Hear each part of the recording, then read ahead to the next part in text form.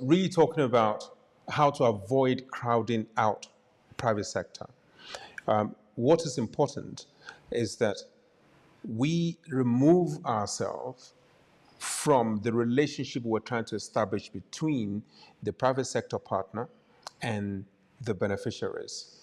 So if our primary purpose is to make sure that the private sector partner provide services that our beneficiaries can access, it will be affordable for them, and that those services and products are available for them, it's then important for us as economic development or market systems implementation professional to play in the back seat.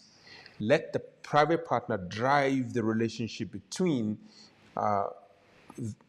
themselves and the beneficiaries. So 5 steps that I think, or 5 steps that I think would be really useful. First is to identify the service. What service is it that your beneficiaries really require in order to do well in whatever business they do, or in order for them to get employment? Secondly, design a business model around the service. Now, that's not to say you are going to dictate to what the private sector will do and how it will do it. It's best for you to have an idea of exactly what the transition is between the status quo now and the future vision that you have. The third thing is then to present this business model as an idea that's open for revision to your private sector partner. Revise, discuss, negotiate, help facilitate resources that they may not have or that may not be in the budget for the particular season or year that you're working with them. So engage with the private sector partner. Let the private sector partner drive the intervention. Essentially, the private sector partner needs to see the beneficiaries as customer, as employee, as supply chain drivers, whatever it is.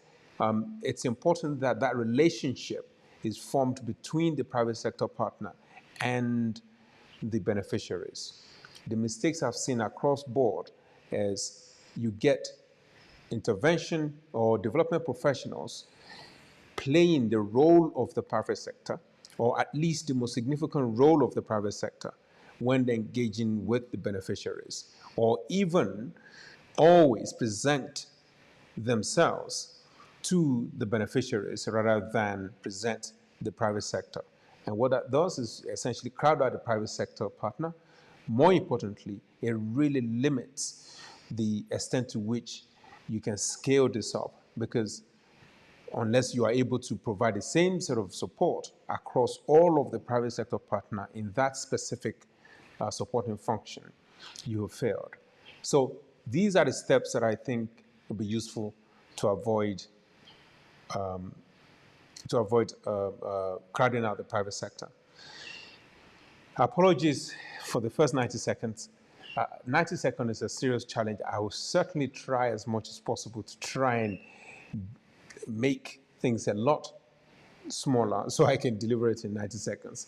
Thank you very much for watching, and I hope to see you tomorrow. Bye-bye.